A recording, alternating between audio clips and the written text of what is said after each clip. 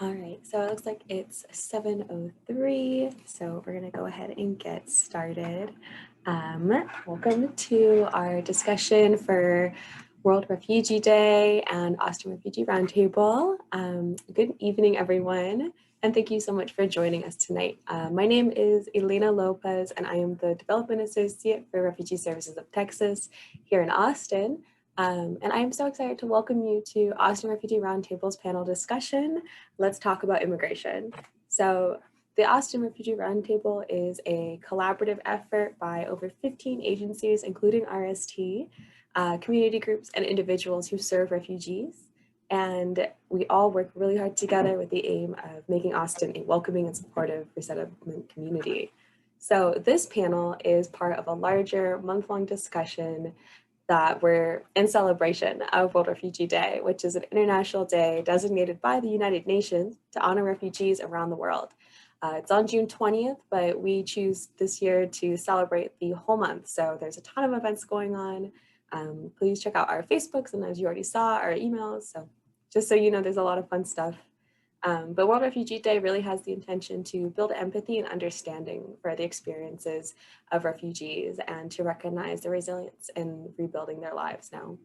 So let's turn to our incredible speakers. I'll be introducing them, and then we'll have they'll share a brief story for about 5 minutes of how they arrived here in Austin. So let's get started. Qusay Hussein is a refugee from Iraq, and I'll allow him now to tell a little bit of his story to us. Hello, everyone. I hope all of you doing well. And it's an honor for me to speak to you all today. So, yeah, refugee, like, first of all, what refugee? Like, refugee is like the person who leave home because for circumstance, situation. So I left Iraq after my accident, 2010, went to Jordan for treatment. And then from there, I went back, come to here to the US. And then the reason why I didn't turn back to Iraq because I know there are no any organization or any basically people could help me like to live the life I want. So I apply as a refugee and to come to the United States. Actually, before choosing United States, I apply for like any country beside my country. They gave me the option to go like, Germany, France, Australia, but I don't have any idea about those. I don't have any idea about those countries. So I let them decide for me which country they choose. So they chose Austin, Texas, and I got here the December 18, 2012, and I got to like RST, the organization who helped me to settle here in Austin.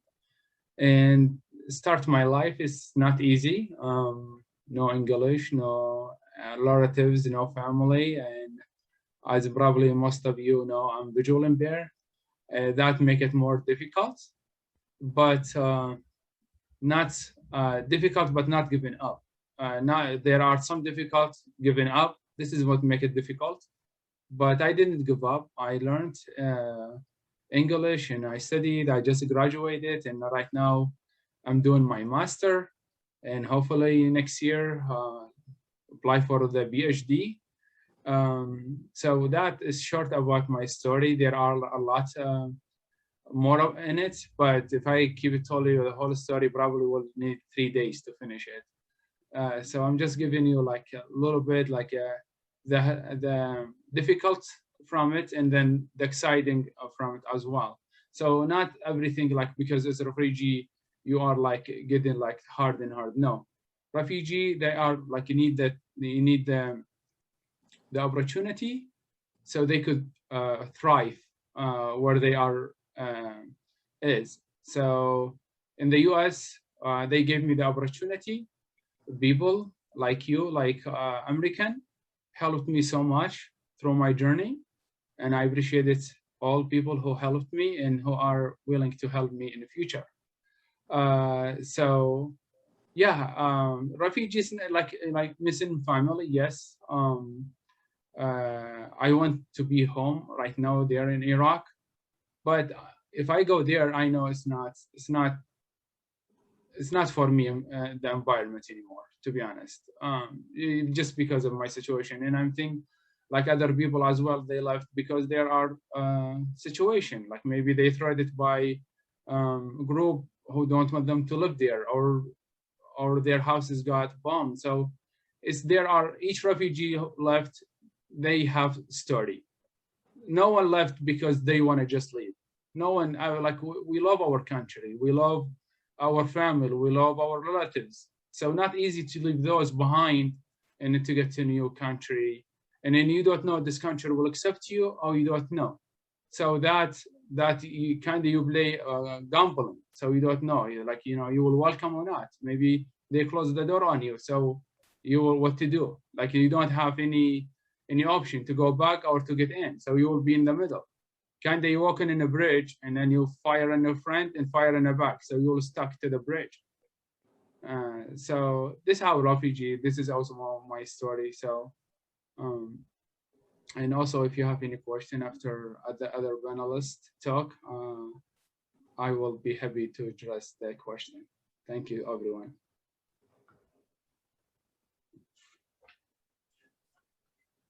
Thank you so much, Qusay. It's wonderful to hear from you. I already have questions written down for you, so don't worry. All right. Well, there's a question like they must like you know. Let's see how hopefully we'll address them, and then yeah, let them keep asking. Definitely. All right. Well, thank you. And now let's turn to Nagendra Bassett, who is an asylum seeker from Nepal. Nagendra, take it over. Hello and namaste everyone, and thank you so much for this privilege and opportunity, and thank you so much for having me here. Yeah, I would like to give my start introduction first. I'm Nagendra Bassett and I'm from Nepal. And then I left Nepal in 2012, and it was a heavy pain. And then I was just rolling, like crying, and the tears were rolling down from my eyes when I left my country. It was not easy to leave the Nepal, but I had to leave to save my life because there was so much things going on in Nepal, like violence, war, fight, and then especially the life of people, like youth people, young people, it was in danger. So like we had to run here and there, sometimes like hiding, but still hiding was not enough. When people are found, it was in danger, like their life was in danger. So I made a decision just to leave the Nepal and flee from Nepal and save my life. And that's how my journey started, fleeing away from my country in 2012. And it is a long story. So there was a lot of things that I went through during this journey. And after the 2 years journey, I arrived in America in 2014. And in between 2 years, I suffered so much. Hunger, thirst, you know, like a kidnapping and even all those things. So like my life was in danger, not only in Nepal, but even like in this travel, in this journey itself was a very dangerous and then life-threatening journey. But somehow I survived, and I thank God for that. And then I arrived in USA in 2014. So I'm as like an asylum seeker. So I'm an asylee, and I'm in the process of immigration right now. And then it's been like 7 years. I've been living in Austin, but Austin has been good for me. And then I've found this place safe and sound. I love people here, and no matter what I'm going through, it's been like 7 years. But I love to serve. I love to help people in the community and in this place. That is how I'm surviving, no matter what. You know, there is some other stories behind our life, but still, I try to give good smiles to people and just be happy and try to survive my life. So this is me, Nagendra Bassett from Nepal, and living in the USA, Austin, Texas for 7 years. And then, yeah, of course, if you have any questions, I would be happy to answer at the end. Thank you. Thank you, Nagendra. I'm really excited to hear more about your experiences and your thoughts on some of the questions we have coming up for y'all. So thank you so much for sharing. So next, we're going to turn to Geeta Farahman Rahimi, who is a Special Immigrant Visa Recipient, or SIV for short, because it's a mouthful, and she is from Afghanistan. So Geeta, would you like to share? Thank you, Elena, and good evening, everyone. My name is Geeta Farahman Rahimi. I'm originally from Afghanistan.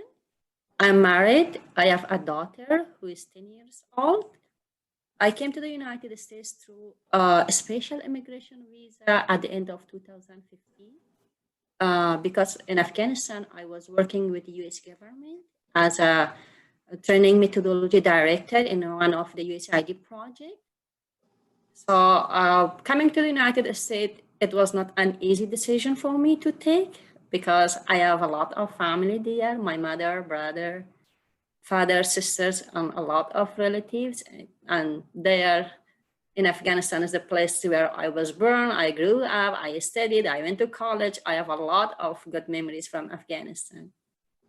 But I didn't have any choice because as an Afghan woman who was working with US government, so my life was in danger and my family's life was in danger because when in the morning, me, my husband and my daughter, we were leaving home to go to work or go to kindergarten. We were not sure that at the evening we could see each other because we knew that people were chasing us, people were like searching for us that, look, this Afghan woman, he's working with US government, with men. So it's a big thing in Afghanistan to work with US government. That's why I had to take the decision to come to the United States, and I came with my husband and my daughter at the end of 2015. And here at the beginning, life was not so easy. You know that I have heard in Afghanistan that when you go to the United States, you have to start from zero. And I was thinking that, okay, we will start from zero, no problem. But when we get here, I knew the real meaning of that zero, what that zero means. You have to start. And when I came to the United States, I was client of Refugee Service of Texas. I was resettled through their program here. And I thank RST for providing all those services for SIV and for refugees like me. So it helped a lot for us and for my family and for my daughter.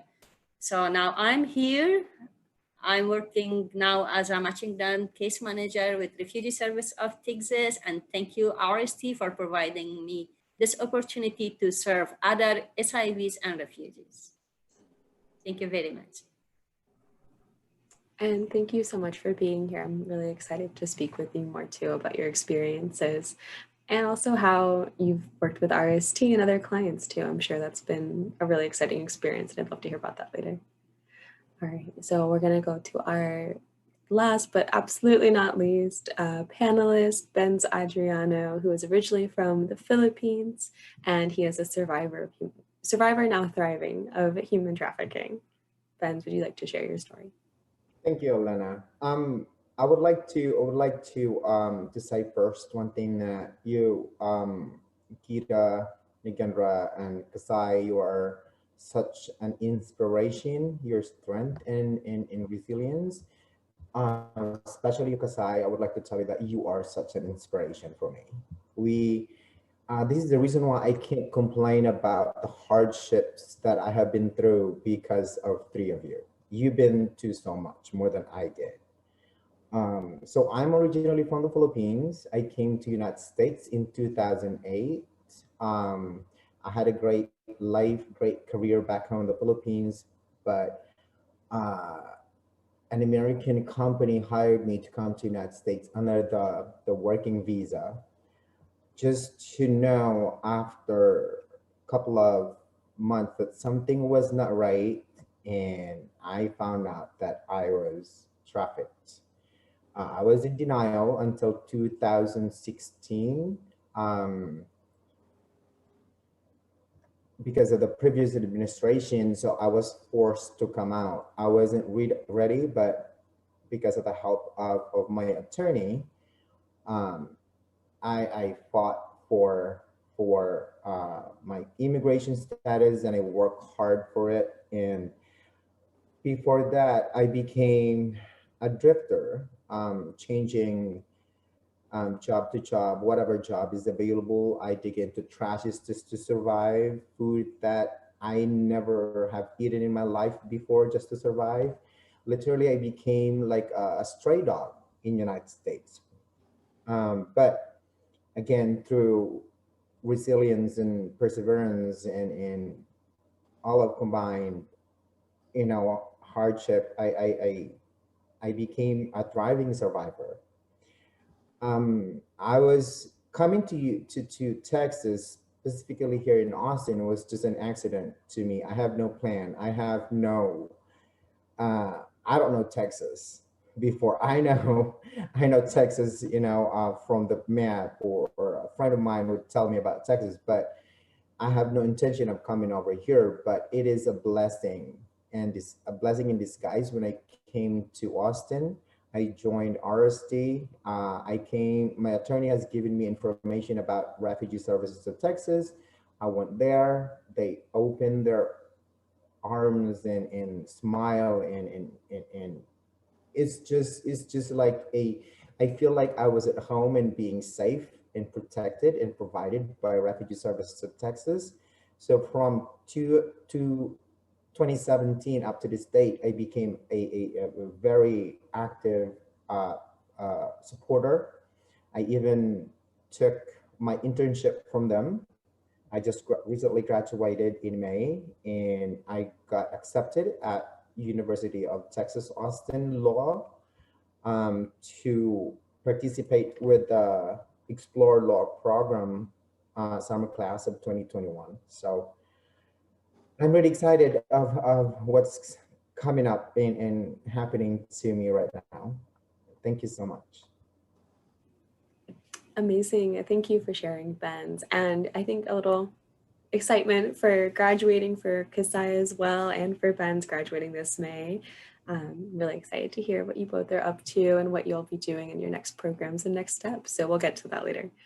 But thank you all so much for your responses and sharing your experiences, and for everyone watching, and just appreciate all of your time and energy for being here. So let's get started with some questions. So Qusay, this question is for you. Can you tell us a little bit about what makes someone a refugee, and how that process happens, and how you are identified as a refugee?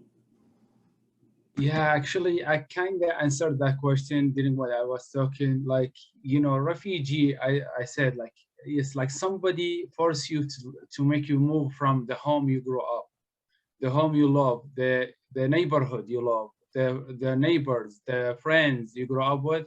Somebody force you to leave it. Like kind of right now you sit in your apartment, somebody tell you, leave right now. So you leave everything, your stuff, even you don't like carry anything, like sometime, like, you just wanna with yourself. You wanna, so you left everything behind, and then you start thinking for a new life. You're kind of born a new baby. And how lucky you are, where you get to grow up. So this is what makes people refugee. Like they leave their home country and seek refuge for other country to look for better life and better future. Amazing. And could you tell us what circumstances make someone a refugee, or why someone would persecute you? Well, first of all, it's war, most likely in Middle East, and also there are another circumstance and another situations. Maybe people don't feel welcome in a community, so that person, she or he, must leave to look for a better life. From Middle East, I most see people like living like Syria, Iraq, Yemen, Palestine. They leave because of war, and they unfortunately new people come in, enter the country, and start making violence and the original people of this country must leave because those people have stigma. They don't have like love for people. They just want it for themselves.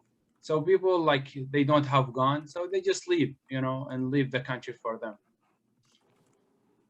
Awesome. Thank you so much for elaborating. I'm hoping that that will help explain a little bit for everybody. Thank you. Nagendra, could you tell us a little bit about what makes someone an asylum seeker and how that's identified? Yeah. So, yeah, as myself, I'm an asylum seeker. So, yeah, let me tell you something about it. So, this is a very heartbreaking situation that you never want to leave your one place, your home, your family, your country, you know, and your parents, and you never know you are going to see them again or not. But you know, like it is a situation that you need to leave just to save your life. Okay, so so actually, in our country, there's a violence between government forces, authorities, army, police, and then there was another party like communism. It's called Maoist. And there was a clash and fight against them, and it was a war, and then like a civil war within the country. And because of those things, many people, many youths, they had to leave the country. If they would not leave the country, and like their life would be in danger. And most of the cases were related to that war and fight. And then, but the minority cases were like a religious persecution also for the Christianity. But most of the youths, like, so, like government authorities would find Maoists and they would kill them. And then for us, for people, like for public in Nepal, so who would you support, right? Like, and if you just be silent, like sometimes, suppose like you are living in a village, sometimes like Maoist people would come, and they would come into your house. They would look for like place to live, stay, and food and everything. And your life is already in danger. If you reject them, hey, you cannot come into my house. You cannot live here. And they would kill you right there. But if you give them like maybe a food or something else, then maybe like at that time, the government authorities would come. And if they find you at that time, and there will be a fight and a war against, and in between the government authorities and the Maoists, like you will be killed, like we will be killed. And another thing is that like Maoist people would come and they would try to take us with them to recruit in their army or recruit in their group, so that like they would make us to fight against the government.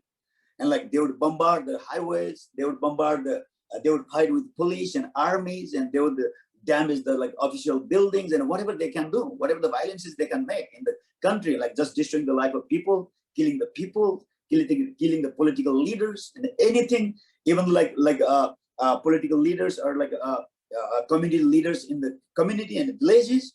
And if you go with them, the government will come and they will kill your family, they will kill you. And if you don't go, Maoist people will come, they will kidnap you, they will take you, and then they will take you, they will kidnap you, they will kill you, and anything might happen, you know. So either like both of the side, the life is in danger. So what to do? There is nothing left. What did you do? Would you run away from the village? Would you run away from your community? Would you run away from your house? And even though if you run away, how long you gonna hide? If you run away to another place, if you hide there, then like Maoists will come like, hey, where did your son go? What happened to him? We tried to take him with us. So he is no more in your like family nowadays. Where did he go? And they will start looking for us. And if they will find us, we told you before, we gave you order to help us, to go with us, to come with us, and you did not come. Now you're hiding away. You are going away. And life is danger right there, and they would kill us. And if by any chance, like Maoists would be found like visiting our places, our houses, and if government, police, or army just find it, even though if we are not supporting Maoists, they would just shoot us. So like from the both sides, life is in danger, you know. So nothing remains, even in Nepal, and by Nepal itself is a very small country. If we just run away to other places, trying to save our life, it's not safe. They can easily find us anywhere. So it's better to leave the country. That's how I left my country, with like big pain, you know, like a heavy pain in my heart. leaving my parents behind, leaving my friends, my family, and I never thought like I would see them again. And it's already like 9 years I haven't seen them, but somehow I can talk them in phone, but at least I can hear them. That's okay. Thank you so much for sharing. And yeah, 9 years is so long to not see your family. Obviously, asylum is not the first or the second choice for many people. But like you said, when you're backed into a corner and there's violence on either side of you, what option is there truly besides to run away? So that is truly one of the bravest decisions you can make, to leave everything behind, as many of you have mentioned. But thank you so much for sharing that. Let's see, let's go to Benz. Would you share with us a little bit, as the others have, what makes someone a survivor of trafficking?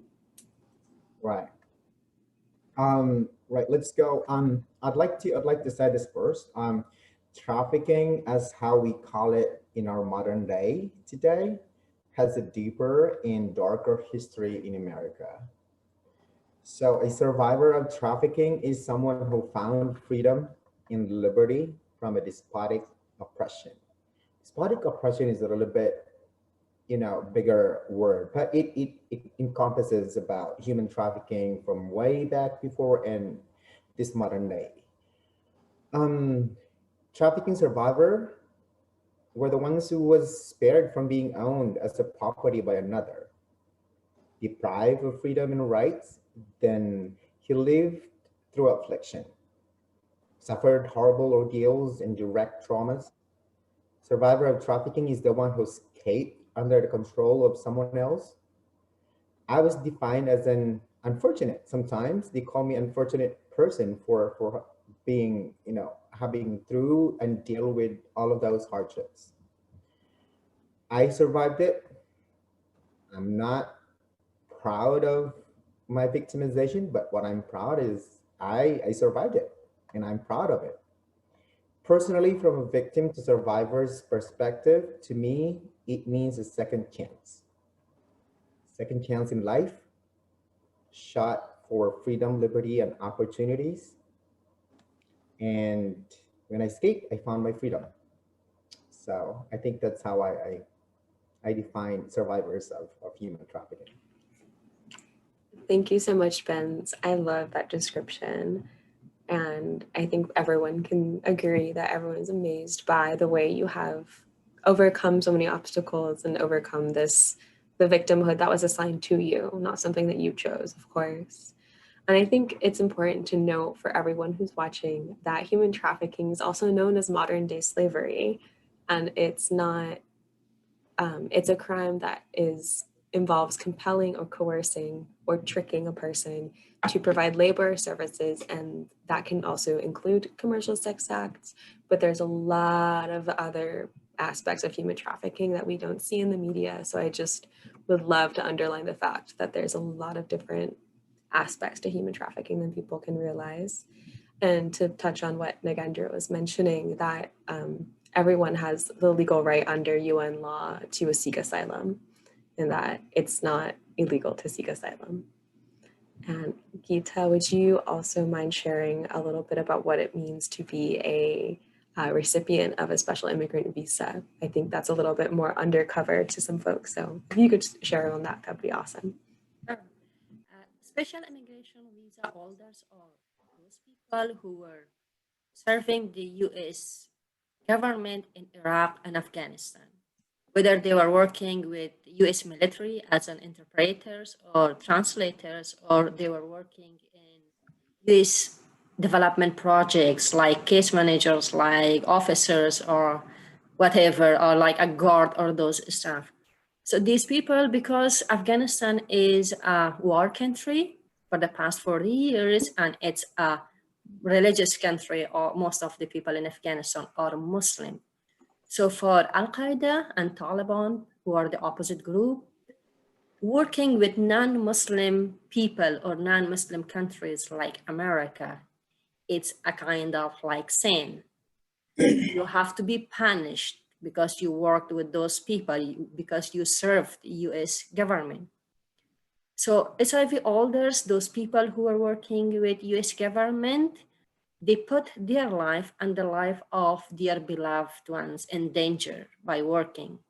Because Al-Qaeda people, they were like directly and indirectly, they were treating those people that, hey, you are working, so leave your job, otherwise we will kill you. Otherwise we will kidnap your family members, your children or husband, spouse, or your brother or mother, these stuff. And that's why the US government, thankfully, they find a way to save life of those peoples, and they initiated the special immigration visa process.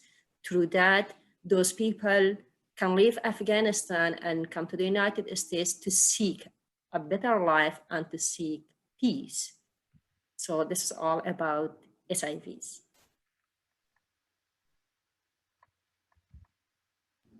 I'm on mute.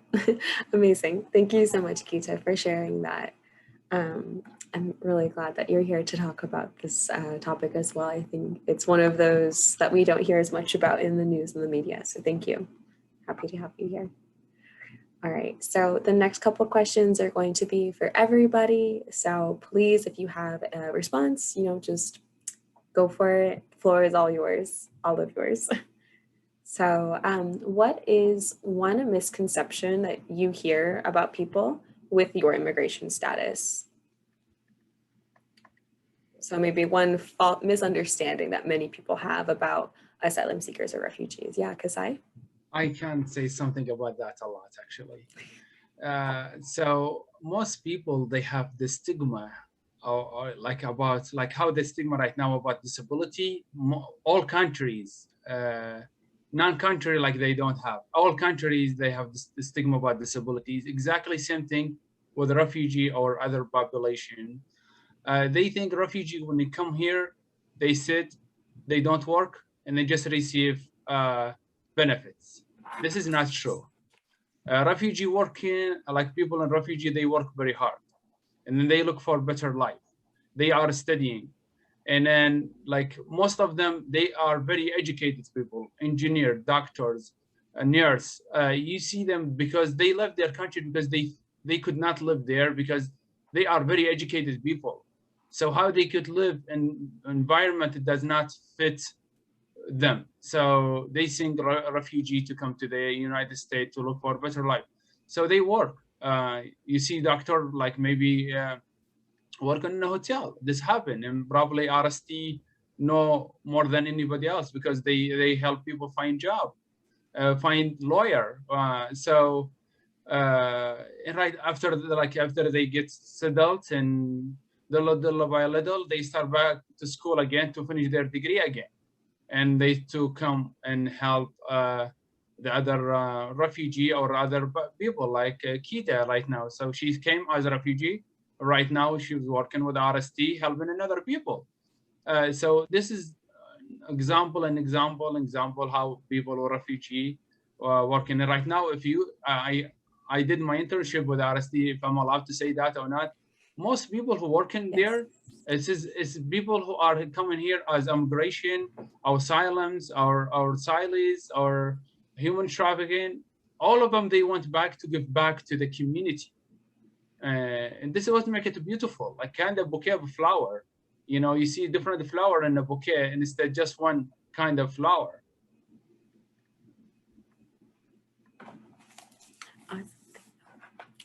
It's one of the misconceptions that I noticed about the refugees or SIVs and all.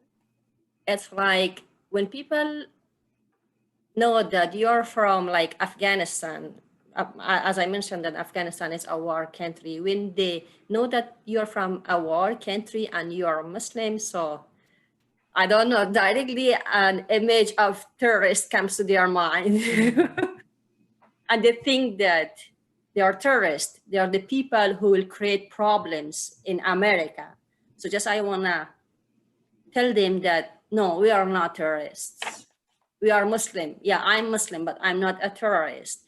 I didn't come to the United States to create problem.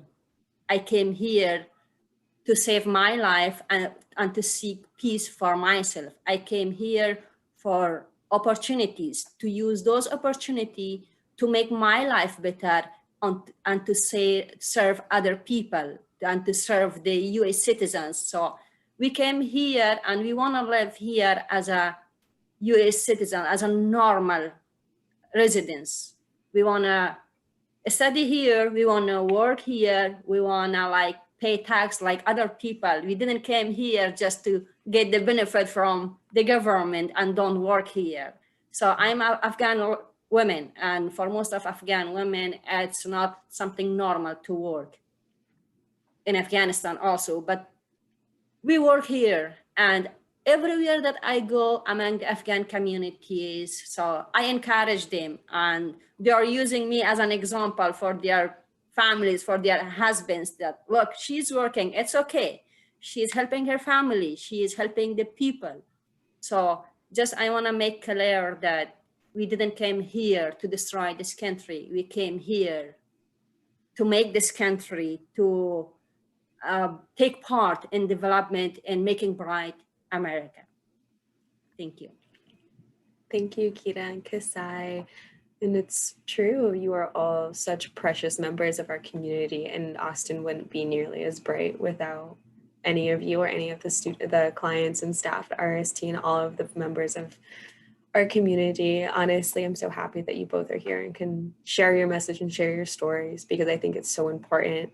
As you set such incredible examples for people of resilience, like you've all mentioned. So thank you for sharing. Can I say something? Yes.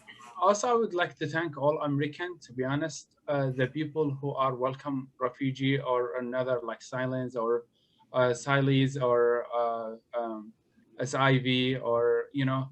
So the population in America is beautiful. Like, you know, people welcome refugee. So you see some people, not all of them. We see some people, they don't welcome refugee, but as a refugee, we should also not take that oh, we see that all American not good. No, there are amazing people in America, and then personally, they helped me so much. So I would like to thank all American who are welcome refugee.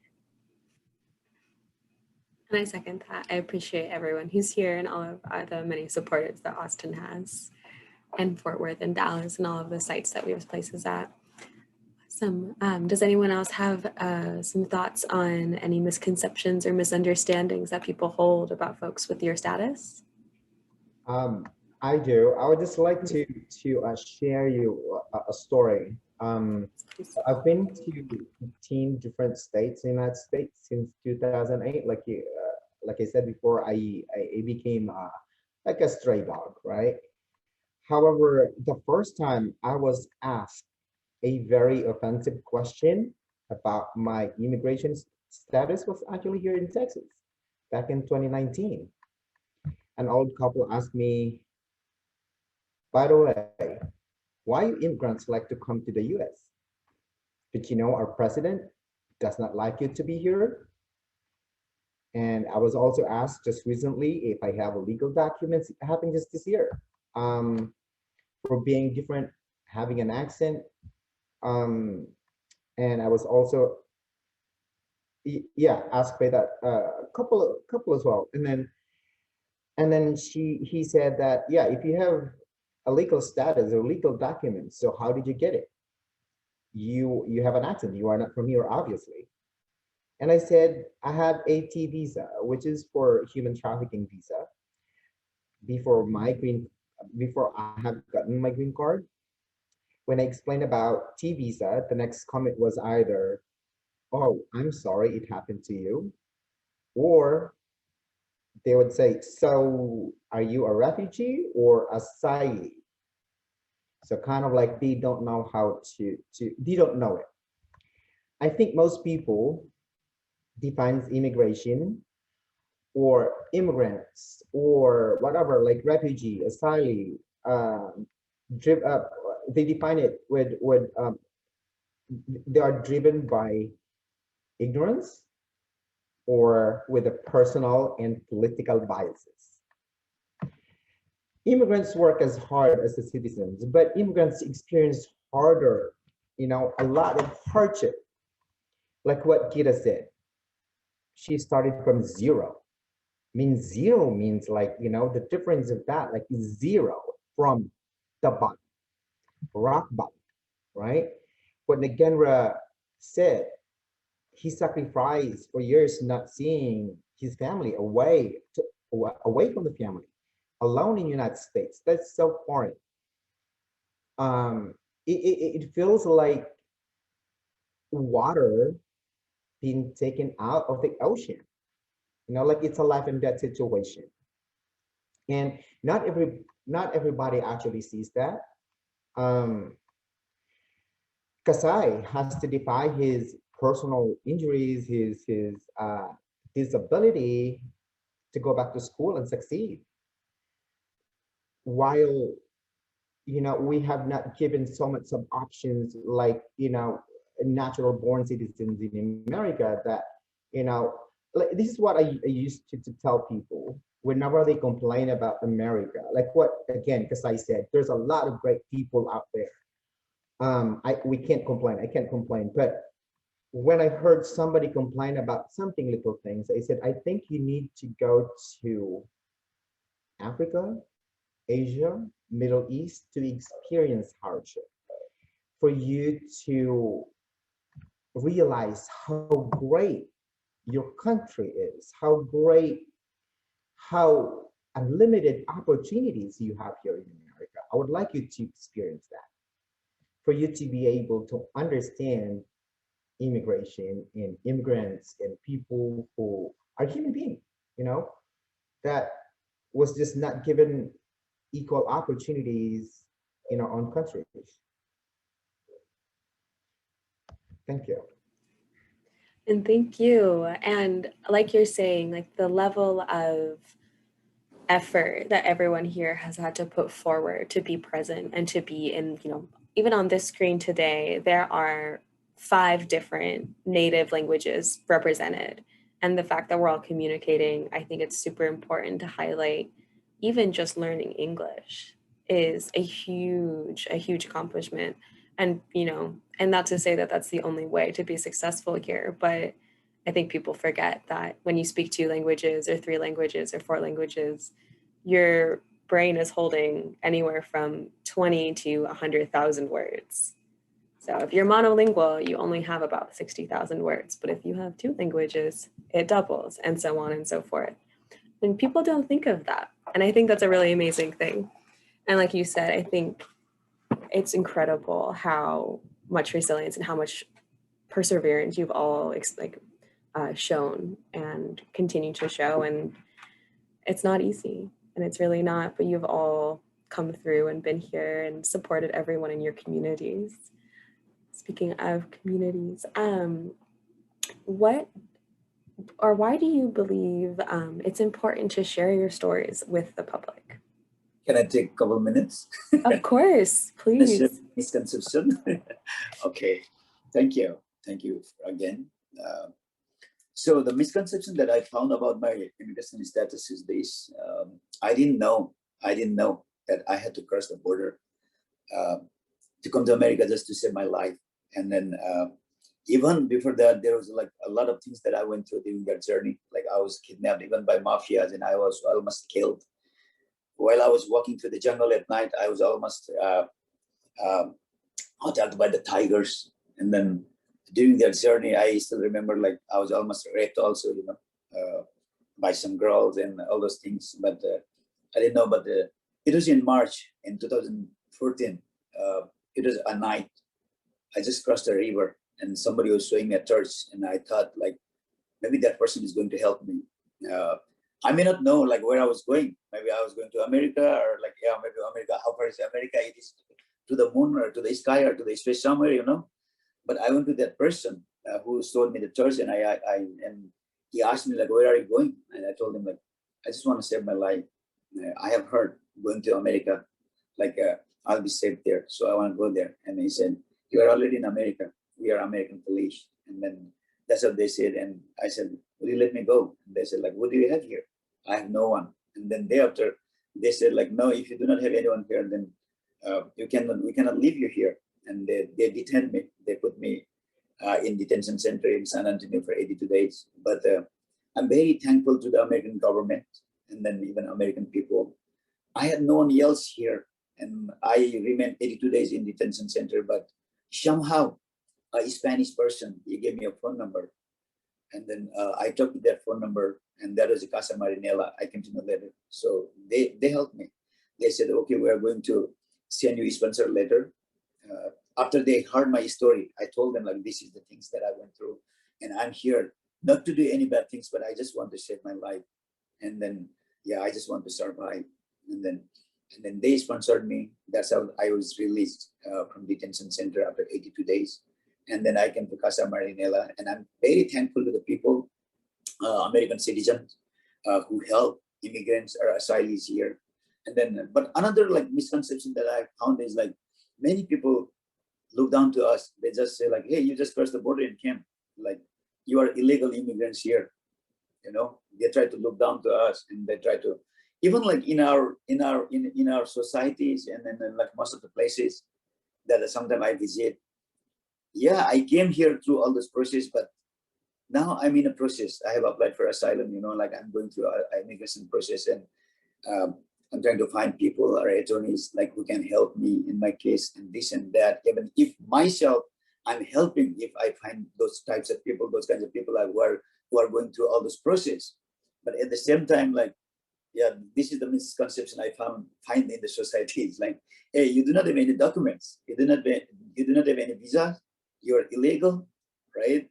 And then that's how I find. But what I expect is like, if they just try to know the facts, what are behind our stories, that would be so much thankful, you know. That's what I believe.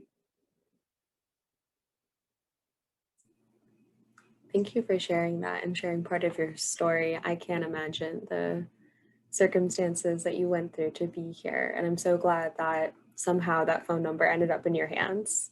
Truly incredible the way the world works, that how you get here. Thank you so much for sharing.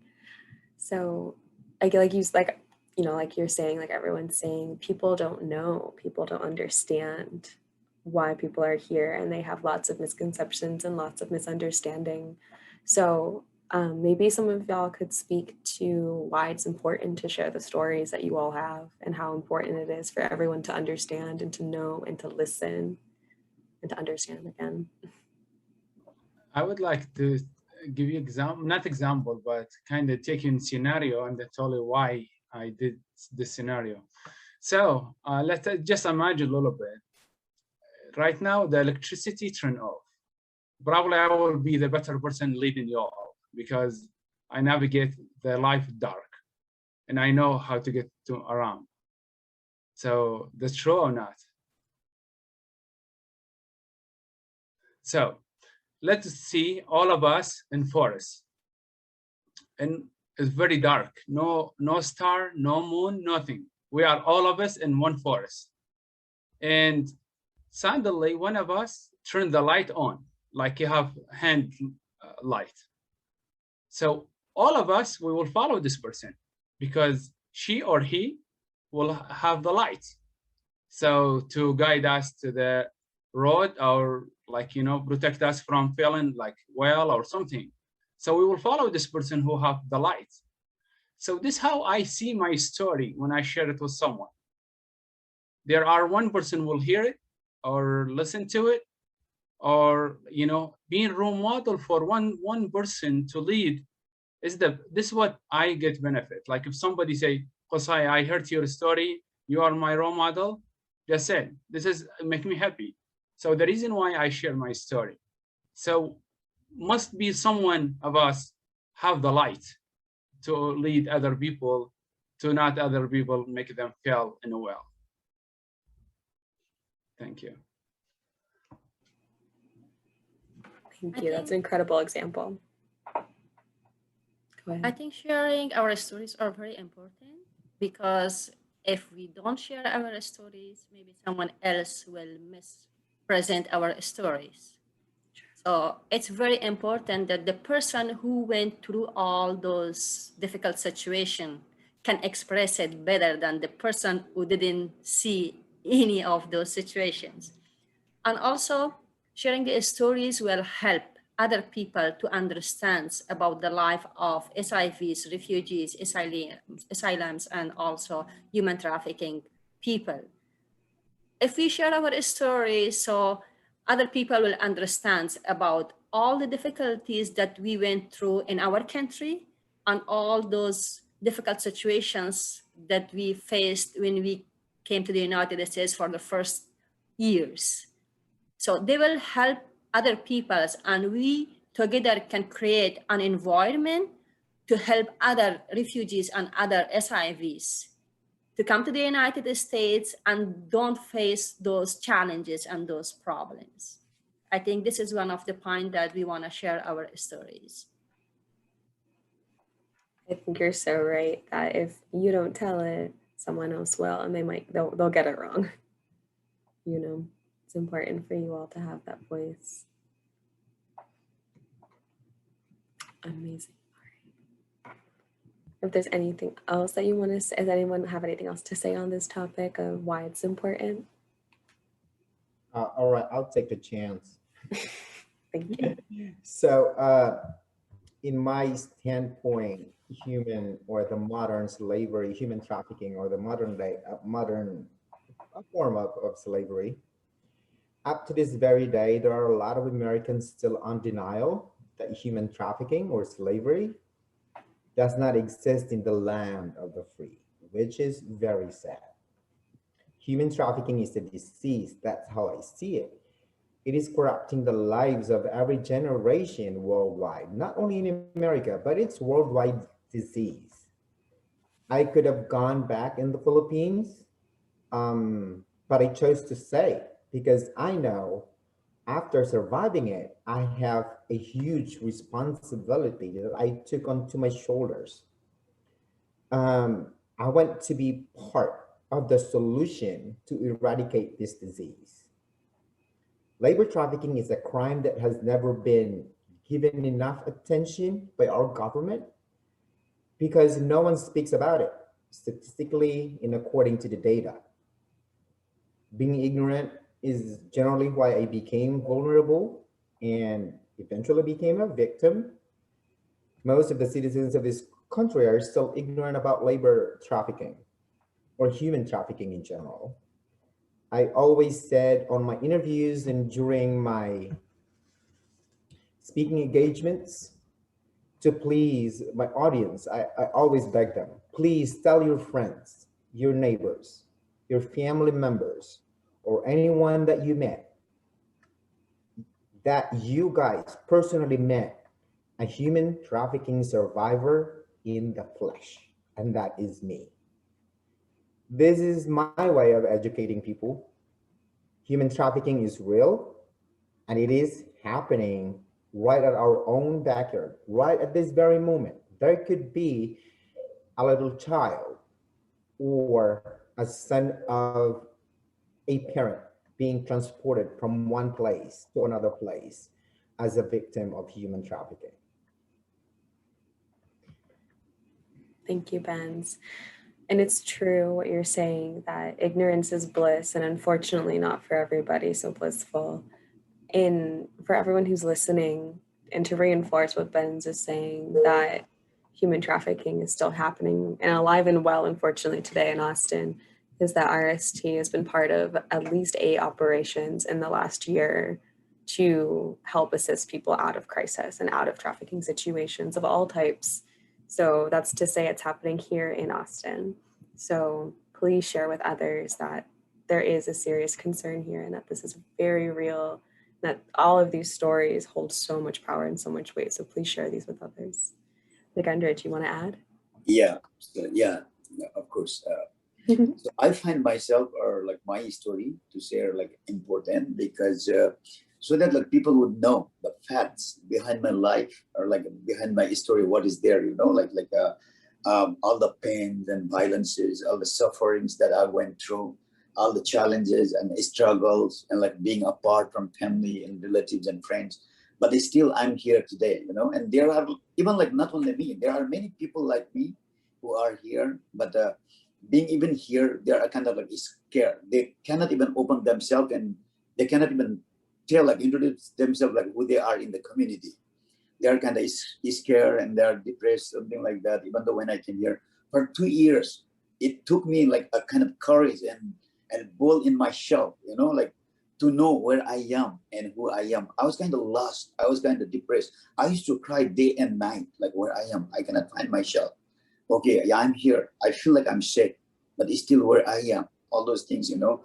But what I feel like, that's why I share my stories with the people, so that like it helps them to know me, who I am, and my background, what is my challenges, what made me to leave my parents, leave my family, leave my place that where I was born, where I grew up, you know.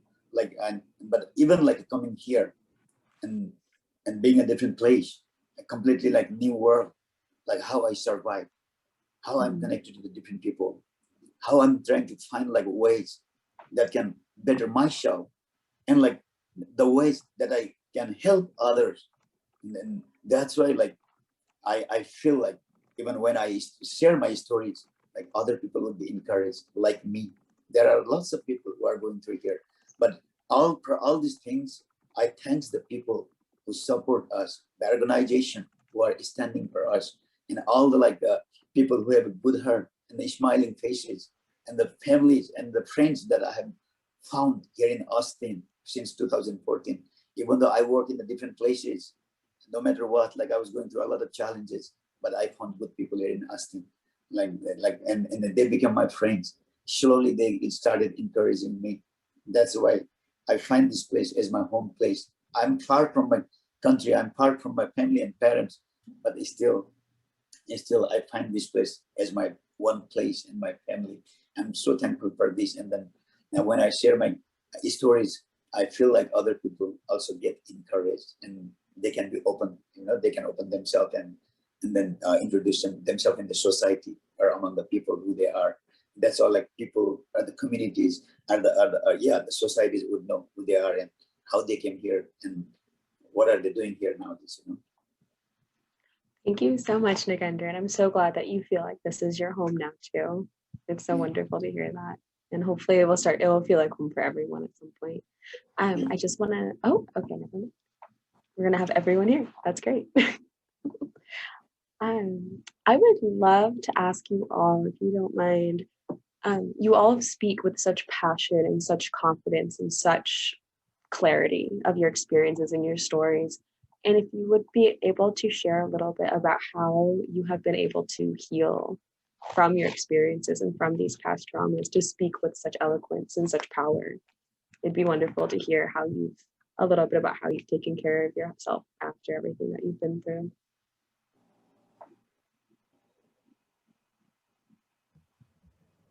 So I suffered, like, I have, still up to this day, I have like a depression in sort of psychological effect to what I been through.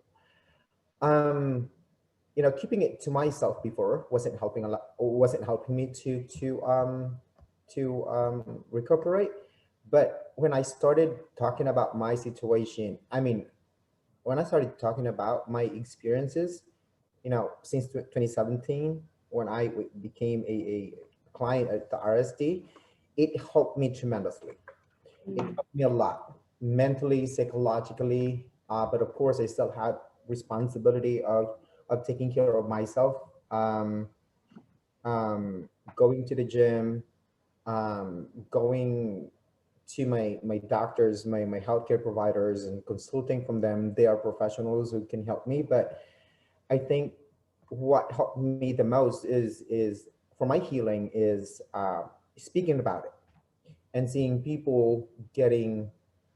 um, seeing people listening to me, and seeing people believing in me actually became part of my healing as well. So yeah, it's I think, yeah, that's and my dog. First thing is I'll give the credit to my dog. During my deepest depression, it was my little dog who actually saved me. Without my dog, I could have been taking my life already. You know, very close of taking my life before. Thank you so much for sharing that, Benz. It's amazing to hear how much you've grown and how you have learned to take care of yourself after everything. And I love your dog too now. I'm so glad that you're here.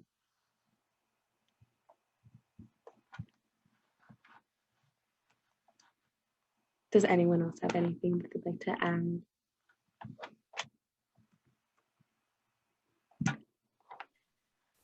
I can take the opportunity. When I came to the United States, so it was very difficult for me to start working. Like, because in Afghanistan, I was working in a USA project in a high position, like a director.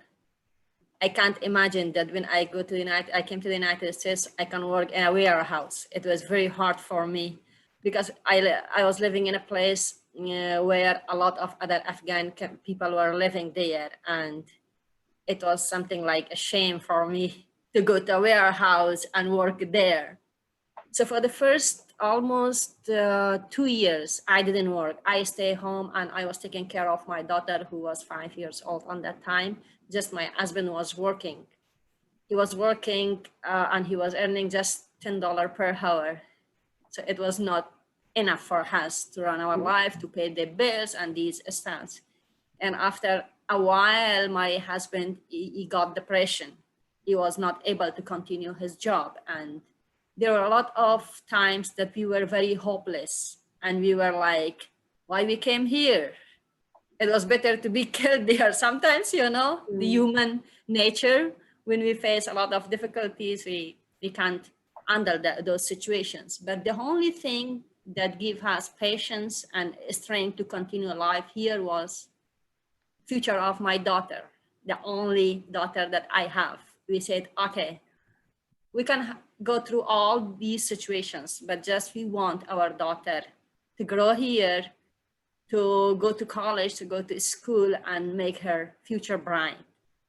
So, and also when I came to America and for the first time as I was client of RST, when for the first day I went to RST office for orientation, I saw a lot of other ladies who were working as case managers there. And I thought with myself that maybe one day I will be able to work like them. I will be able to work here. But on that time, it was not possible because, you know, for the first year when you came here, it's very hard to find your way. But thank you, RST. Thank you very much for giving me this opportunity to give me the hope and show me the way how to grow and how to handle all those situations. I'm so glad you work for RST. So wonderful to have people like you helping your own people, your own community, your own understanding. You know, there's that shared connection that not everyone gets. And then you can provide that warmth and that safety for others. It's beautiful. So thank you. Okay, we can go to the next question if everyone's ready. Okay. So I'd love to know from y'all how has your immigration status shaped who you are today? I think I could answer this question. As other folks spoke about, like how difficulty they faced when they arrived here, I'm also the same like them. For example, to answer your question, I must like go a little bit back so to tell you why it shaped me who I am right now. For me, even I put my suitcase together to go back to my country. And I think some people who think we are went to school or we finish our education or we got better job, they think that because we got just lucky. It's not true. We got hard time and we worked for it. I spent many nights, I don't sleep, just studying, just to memorize English. So nothing coming easy here. You know, I believe in an example here in America, say no pain, no gain. This is what America for, no pain, no gain. If you don't work, you don't get anything. So, but unfortunately, people think like, oh, we just got it. We have like magic stick. This is not true. So to go back to your question, is who shaped me, because I faces difficult right now, who I am, how I need help other people, how I can help other refugee, because I went through a lot of difficulty, so I don't want them to go through what I went through. I want to help them. I don't want to get people, for example, went trauma and victim, because I 2 years, I didn't have counseling when I lost my vision. Like I have like infection, like I could not sleep in the nights. I don't have any counseling who could speak to me. So who shaped me who I am right now? It does that, to help people, and not just, for example, many people go to school to earn money. For me, this last thing I could think about. My thing just to get my degree and get office or start teaching to help people, because we are deserve it to help each other and not be greedy. If you have something, you could not share to others. The knowledge, like same stuff. If I have stuff at your home and you don't want it, you don't want to keep it and collect dust. So you need to share your knowledge with others so others could thrive as you thrived. Thank you. Thank you. And thank you for being the trailblazer that you are and setting such an amazing example for other people who will at some point be in your position again of just arriving in the US or just arriving in Austin and not knowing what to do and staying up all night to memorize English. So it's amazing to have someone like you as a role model to follow and to know that there's light at the end of the tunnel. So thank you. Qusay, you're a trooper. You know, Really. your wisdom. I love that wisdom. You know? I always learn from you all too. You know, always each person. I'm the person I could learn from kids like 1 year, honestly. Like and I could learn from person who are like 180 or whatever, like age. I always don't see myself like, oh, I'm enough. I got the knowledge. No, if I will think that, I'm stupid, because we could learn every single day. So we learn and share, and we help each other. So I'm learning from you all as well. And thank you so much for you all sharing your story. I benefit a lot from it. That is so humbling. Yeah. So I want to share how my immigration status shaped me today. It's just been how many years? 2017, 2019. So 3 years, right? My immigration status has given me actually the freedom to pursue happiness. It has given me the opportunity to go back to school, like Qusay too, find a career. It has given me the liberty to move around with peace of mind and not constantly afraid of the ICE will get me and deport me. It has given me the opportunity to go back home and visit my family, visit the graveyard of my dad. I am not trying to make you jealous, Nagendra, but one day you're gonna have it too. And I wish you all the good luck and support. Just let me know how can I support you. But I know how it is, like in your position right now. I've been through that for a long, long time. But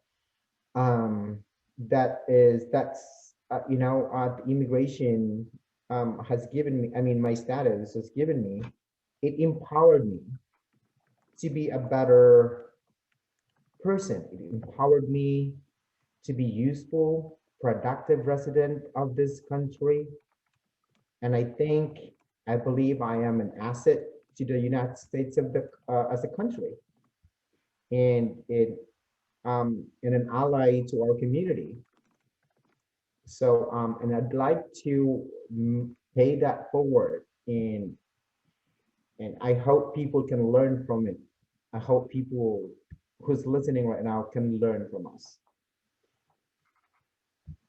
I think from all the comments, people are already learning so much from y'all, and so appreciative of you all being here and being so honest and being so vulnerable with everybody. It's really an honor to be here with you all. So thank you.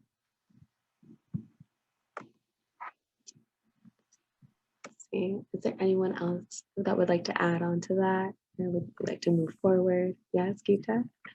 So my immigration status helped me a lot because as an SIV holder, when I came to the United States, I had the authorization to work, and I was receiving services through resettlement agency, as I said, RST. So the RST staff and also all the volunteers, mentors, and all community members, they played a big role in the farm, in every farm, to make me who I am today. I received a lot of help. If there was not the community support, if there was not the RSC support, I was not able to find my way how to deal with all those situations and from where I have to start. So today that I'm working as a case manager, today that I can help other refugees. So it's all because of the American people support, community support, volunteer support, and the resettlement agency support. So thank you all. Thank you very much for helping people like me and giving us the opportunity to prove ourselves, to help ourselves and to help others. Thank you. And thank you for just being here. We're so happy to have you, truly. Awesome. Nagendra, would you like to add on? Yeah. Give me a couple of minutes. Thank you so much for that.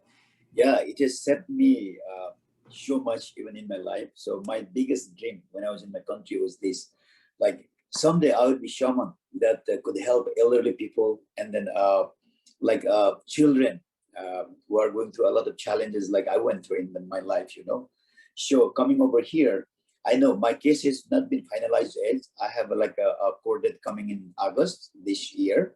So on that, I hope everything will be okay on that day, you know. But in this community, even though I'm going through all these things like my immigration status and all these struggles over here, but I have found a good place like where I can prove who I am and I can stand who I am.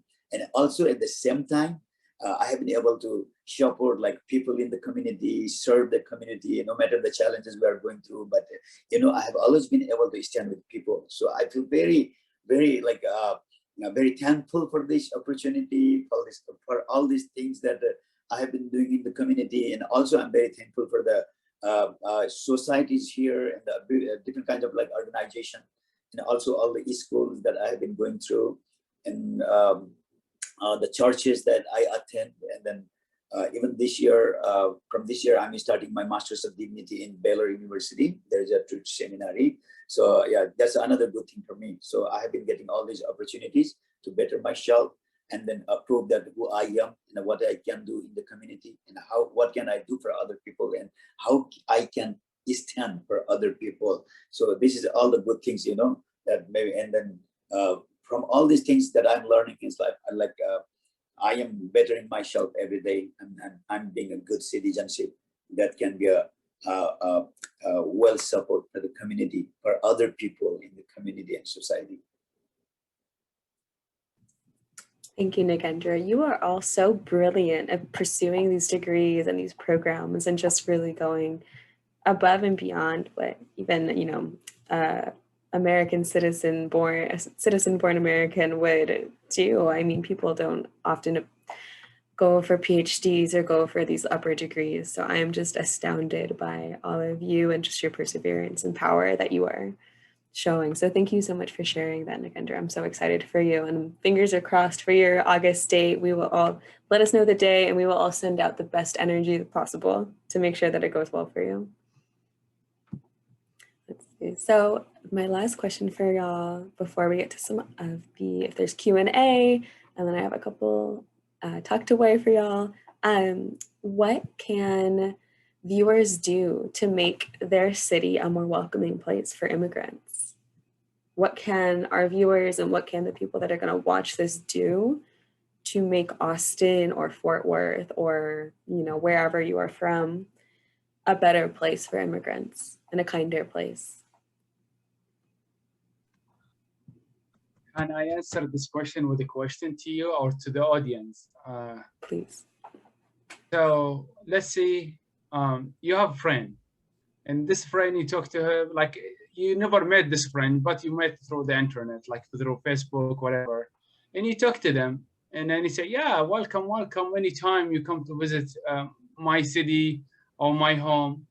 And then you put your suitcase together, and then you flew, and then you come here. And then they give you the address, and they come knock the door, the apartment or the house, and nobody open for you. And then you know the person is there. What you are thinking, what you are doing. So I need to ask you this question and ask the audience, what you are doing, like how you can change that situation to make the person open the door for you and feel welcome. That is a really good question for folks. If you want to reply in the chat, I'll definitely read those out. But what would I do? I guess I think it's important. I think it's important that education and that awareness is open to people and that people are learning and engaged and have resources and access. And it's not a secret that we hide away of people's immigration statuses. And it shouldn't be something that is so such a hot topic and a hot button issue. You know, people are here for many reasons. And like you've all said, you are all here not by choice necessarily, but because this was the only option to have a better life for you and for your families and for your loved ones and to survive. And I think if people understood that, they would open the door and the door would be wide open and there'd be food and drinks and water and flowers waiting for you. So I think it's also up to many people here to do some personal digging and do some research and do some learning for their own sake and for everyone's sake, to be part of the conversation, to be warm and welcoming and ready to talk to folks and be here for them. But if anyone wants to respond, I'm happy to hear them. Beautiful response, actually. I really liked it. But, you know, like, yeah, just like exactly awareness about it. You know, if you see something wrong, like maybe people, like, unfortunately in our life, a lot of people depend on propaganda. And then that's, people do not think the truth through that media. So if you see something like wrong, try like educate the person, like in a nice way. Maybe she or he misunderstood about refugee or other, you know, Salih or SIV or human trafficking. Just educate them. It will not like you lose nothing, you know, just talk to them. And then maybe you could able to advocate together, you and the other person you educated. So. Right. And for, you know, friends to help friends out. It's not always y'all's job to teach everybody everything. So for people who are here, you know, now you have enough information to make sure that your friends and your friends' friends and your Facebook feed. Yes. If you see something, say something. If they're not right, let them know. And that's exactly. okay. Yeah. That's how we all grow. Otherwise, if we don't say anything. I would like to add, Lena. Of course. Something just really quick. So I would like to all our viewers, whether Texans or Americans in general, especially to the Austinites who think just like the old couple that I shared you, like, you know, the most offensive question that I've been asked about. The most let's see it this way. Let's see it this way. Every immigrant in this country has a different story. Let's not be drowned by our own biases. Immigrants are humans. We are humans, just like you, just like everyone else here. There are victims of our own government and country. Out of desperation, they gamble their lives to flee to this country in pursuit of happiness, decent living, and peace rather than dying in hunger or war, or like Gita's story. You know, as civilized country and citizens, let's seek a way how we can come together to extend assistance in the most thoughtful and appropriate manner. Let's open our mind, our hearts to refugees, asylum seekers, victims of human trafficking and whatnot. America is a great country, but we can make it better and greater, all of us, and immigrants all together and citizens. That's my message to America in general. Thank you, Benz. I think that's a wonderful message. And this country was built by immigrants, so it's essential that we have as many different people as possible in this country, and that's what makes it so beautiful. So thank you for sharing that. I didn't even know that until I went to Ellis Island in New York. So I think everyone has to come there and to go there for the local or citizens or immigrants, just to have a light of how America has built. Definitely. Thank you.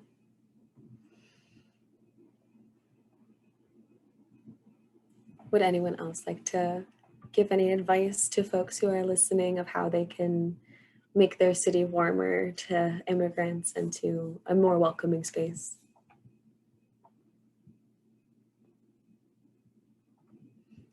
If not, I can move to the next questions. Sounds good. Okay, cool. So I have a question for Nagendra. Today, you are an asylum seeker and you are devoted to your community and you're constantly giving back. How do you find the strength to continue to support your community when you're still in limbo as an asylum seeker? When I remember all those things, it really discourages me and I get depressed myself. But the people we have found, who I have found around me, they are very loving. They are very supporting, no matter what I'm going through. And then all the counselings that I have been getting through different kinds of organization, and that empowers me. And even the people here around the Austin, all these people, when I see them, when I talk to them, and their love, their encouragement, it just empowers me and then builds me up and then show me the hope, like someday, hey, I'm gonna be that one, like who I am dreamed to be, and I will prove that one, like who I want to be. So it just gives me hopes, and then it just empowers me, and I just try to move on in my life and try to do good deeds around the community and the societies, whoever I meet on my way, like in my life, and then that's how. And then I know I have gone through so much things, and then I cannot see any person if they are going through all those things. And I want to stand for them, and I just want to be like a source of encouragement and source of the light that I could see them, like I could show them, hey, this is the way I went through, and I'm still going through. This is me. Like I can be your example, but it's still stand on who you are. There is hope for you, right? Right. Do not be dismayed and do not be discouraged. There's hope for us. This place is for us, and one day, even this nation will be proud of who we are. Like we will be doing good things here. Do not worry. And that's how all this encouragement just push me up, and then I just move on. That's beautiful. And I hope that you know that we all hold hope for all of you here, all of the participants, everyone at RST, and all of our partner organizations in Austin Refugee Roundtable. We hold so much hope for all of you. And even when it's not as easy for y'all to hold hope for yourselves, we're here with our candles and we're ready for you. We are coming to the end, but I have one last question for everybody. What is one thing you want the audience to take away from this discussion?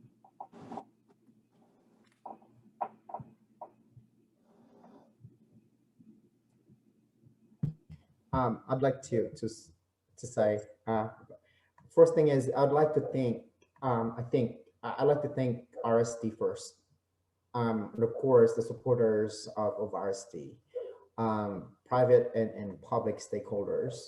Thank you so very much. You just don't know how you guys helping RST and the world. RST through you is helping the entire world. I just met another victim, a survivor from Nepal as well, so Nagendra. We were together. It was in on online webinar fundraising. So I'd like everybody to thank, from deep from my heart. I really appreciate you guys helping RST, because the RST is helping us, not only us, but not only here in Austin, but all over the world. Just to let you know. And of course, as Qusay, Nagendra, Gita, and the rest of Asylum, the clients of RST, thank you so very much as well. The staff of RST, the whole team, entire team. You guys are heaven sent. You are angels. You know, you are life saviors. One thing that I would like our audience to take is there's a lot of hope and greatness in this country. And I could not see, I know that there's a lot of violence and social injustices, but if there are people who believes for the hope and for the greatness of this country, we can actually overcome all of those. Hand in hand, all together, we can do that. Without you, there would be nobody like us, like a phoenix from the bottom, flying, you know, from ashes to without all of you guys, you know, we are like the phoenix. So thank you so much. You are our strength, and we derive our hope from you as well as citizen in the country of America. Thank you so much, Benz. Does anyone else have any final comments they'd like to make? Or what takeaways you'd like from the audience? Yes, Qusay. Actually, I don't have any that much. I just want to say, I think Ben, he said a lot about thanking people, and I agree completely. All organizations who worked with me and with other people, but to leave a message with the audience who are watching us or looking on us, just I would love to leave message with you. Just love yourself. Love yourself, and then I'm sure you will be able to love others.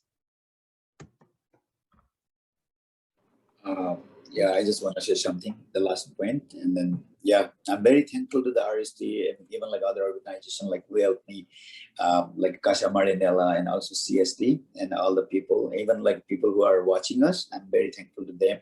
And thank you so much for being a part of our life and standing with us and showing us the way and being our strength. And then I'm very thankful for everything that you have done us. And then I know it all gives us the encouragement and then strength in our life to move forward and to see the hope and catch all those hopes that we have in our life. And thank you so much for listening us, our stories. And then, yeah, and I would also encourage, there might be some more people like us, and whenever you have chance, maybe try to listen to them also.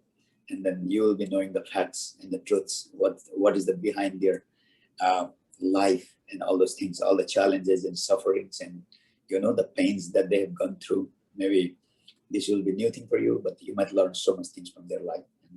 But still, again, I'm very thankful to you all and all this place, Texas and the government of America and all the people who are watching us and then supporting us, like being our encouragement and then being the source of strength. And it pushes us one more step ahead in our life. And thank you so much. And thank you, Nagendra. Kira? My last comment will be initially, I would like to thank you very much, RSC, for organizing this roundtable and for giving us the opportunity to talk and share our stories. And secondly, I would thank all the participants for their valuable times to listen to us and to watch us. So it means a lot for us to be heard. I never thought that one day I'll share my story and the people will listen to it. So it means a lot, especially for me. Thank you very much. And thank you, Gita. And thank you so, so much from the bottom of all of our hearts for being here and for sharing your stories. It's an absolute honor to moderate this conversation. And I feel so lucky to be here with you all. And Gita, I will listen to you any day, all day. I would love to hear all of your stories, and I'm sure plenty more people will too. Please check out the rest of our events going on for World Refugee Day. We are at 8:31. So thank you everyone for attending. I'm so, so happy that we were able to have this conversation. And I'm putting into the chat one last time the next events coming up for World Refugee Day. So if you want to be part of more conversations, we have a Juneteenth discussion. We have a volunteer day at the Multicultural Refugee Coalition Farm. We have lots of amazing things going on. So thank you so much, Qusay, Nagendra, Benz, and Gita. It's an absolute pleasure to have you here. I hope everyone has a wonderful night. Thank you all. Good night, everybody. Thank you so much. Thank you so much. Good night, y'all. Thank you.